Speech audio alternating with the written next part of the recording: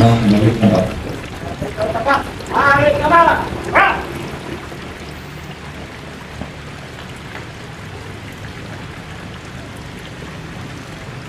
di tempat, sudah. Selamat datang, maju, inovasi, berprestasi. Salam satu jiwa. Sahabat semuanya, saya hormati, saya banggakan. Proses sudah berjalan, yakni kegiatan musyawarah kecamatan. Usulan sudah kita berikan. Kami diberikan 1 minggu untuk memberikan usulan OPD pada Bapeda dan juga kepada OPD terkait. Seperti disampaikan oleh Ibu Kepala Bapeda kemarin bahwa ketidakhadiran OPD bukan berarti usulan kita akan berapa juga. Jadi usulan tetap akan diajukan. 1 minggu adalah waktu yang sangat cepat. Ini ada sebuah waktu yang disebut proses besar. Kemudian saya terima kasih kepada semua kelurahan yang telah mengirimkan delegasi kemarin, dan komitmen kita kemarin juga sudah terlaksana. Tidak ada permasalahan yang sangat berarti. Jadi semua bisa kita tuntaskan.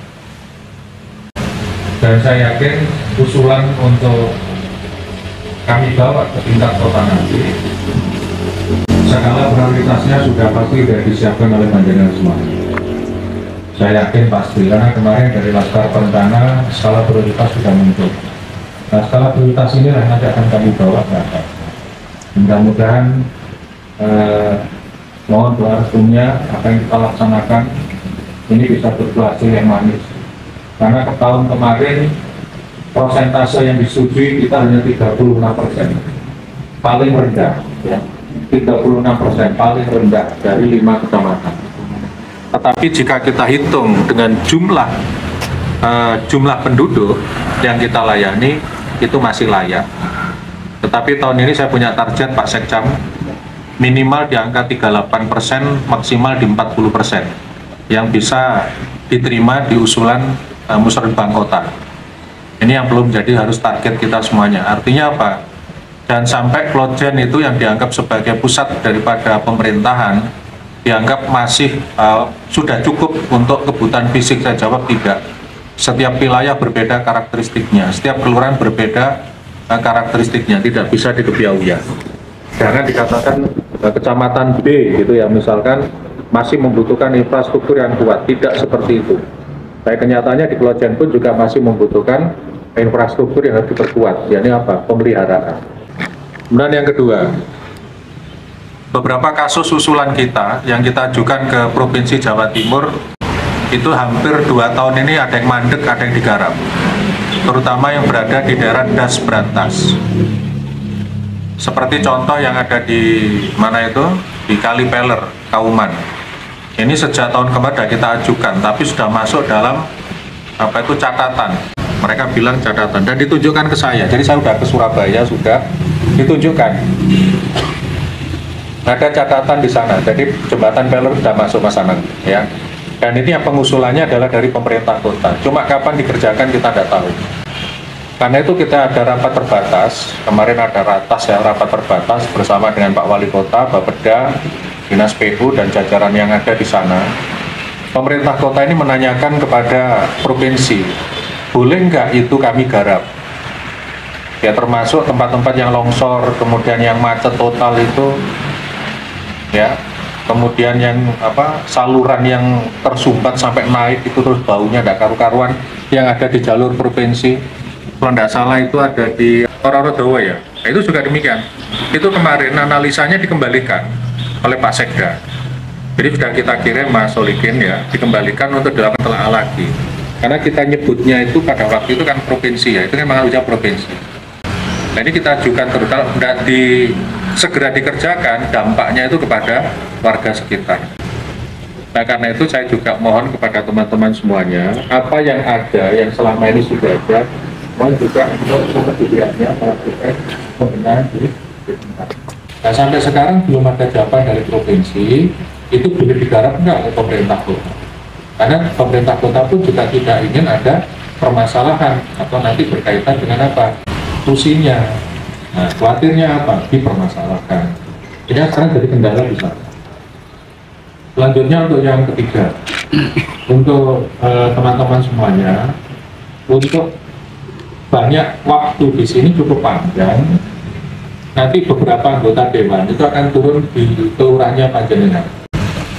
Kemarin saya sudah ngomong dengan Pak Arif Bayuki, terus tadi malam saya dengan Pak Rinsa, atau ada kontak-kontakan, ada juga dimungkinkan beliau semua itu akan mencoba untuk menyerap aspirasi melalui kegiatan kelurahan.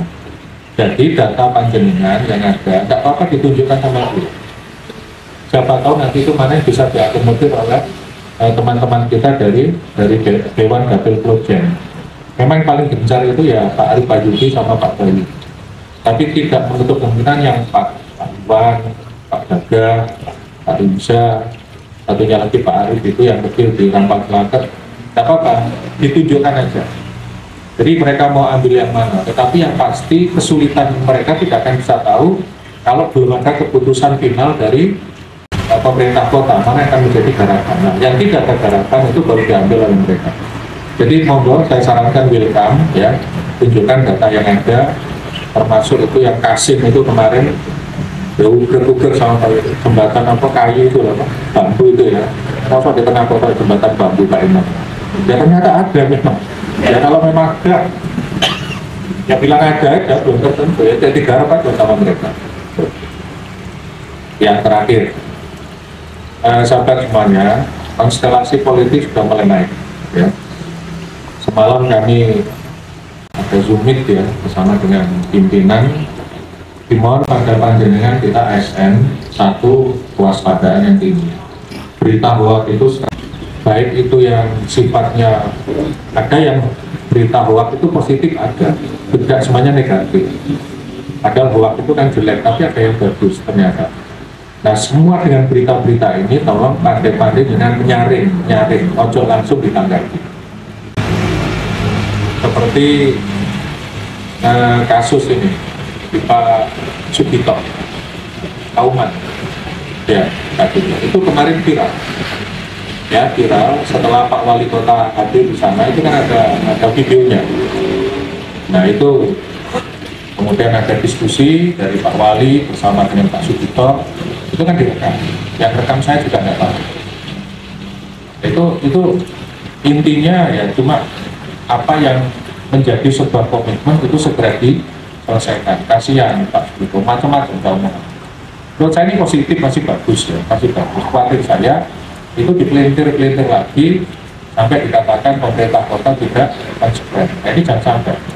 Monggo dengan ini nanti Mas Agus ya, Pak Sugito itu juga disampaikan ya untuk warga ini untuk bersabar. Kenapa?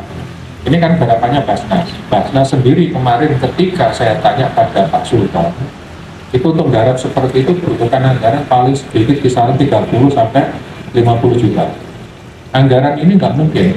Ada dimungkinkan karena menggunakan Basnas Jawa. Nah, ini butuh waktu. Jadi sampaikan pada beliau untuk bersabar. Saya juga tidak berhenti sampai di sana. Nah, tiktokan ini juga kemarin sudah saya terima, kemarin sudah saya share pada Pak Wali yang berpesan untuk bersabar karena tidak serta-merta itu bisa ditangani yang fisik, tapi kalau yang non fisik itu langsung bisa ditangani. Kemarin contoh yang di Baren, yang tempat sampah itu ya, itu dapat 1 hari dia langsung dirempeksi dan sampah langsung bisa ditangani. Nah itu yang fisik-fisik yang masih butuhkan progres lama itu butuh sebuah waktu. Jadi mohon untuk bisa bersabar. Kemudian netralitas. Saat ini di tempat Panjenengan semua pasti PPS-nya sudah jalan ya. Sudah jalan PPS-nya.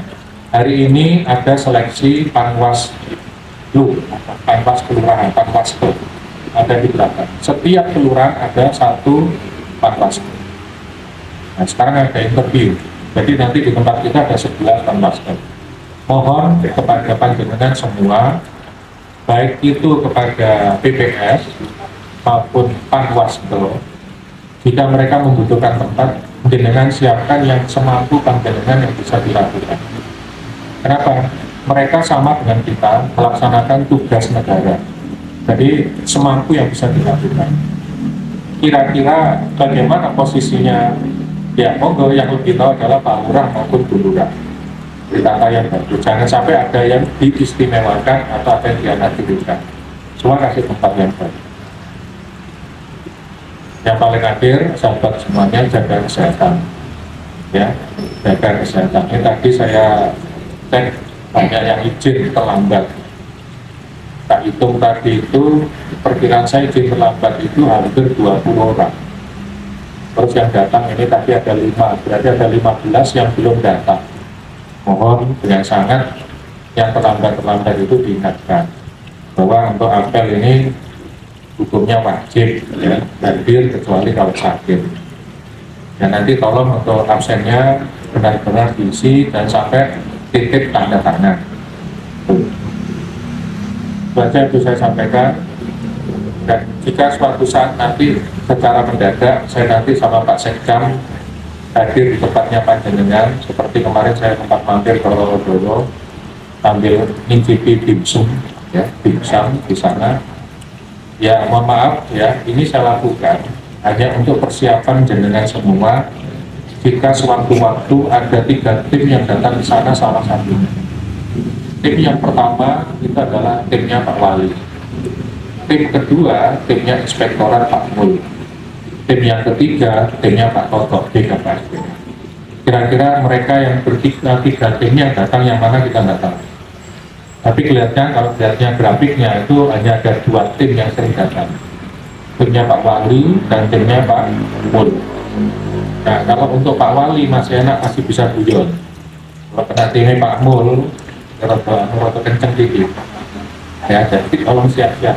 Jika nanti saya mampir ke Sukoharjo misalkan begitu, ya saya ini silaturahmi, tidak untuk yang silaturahmi, kesiapan panjenengan, penguasaan jenengan terhadap tugas fungsinya masing-masing, ya pemahaman, terus penguasaan wilayah.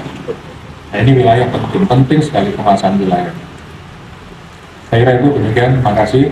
Kami akhiri bila taufiq wal hidayah. Assalamualaikum warahmatullahi wabarakatuh. Apel selesai, bubar ya.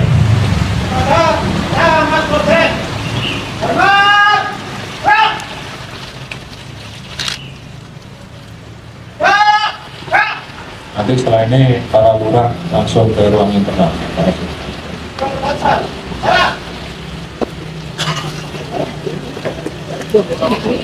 kasih.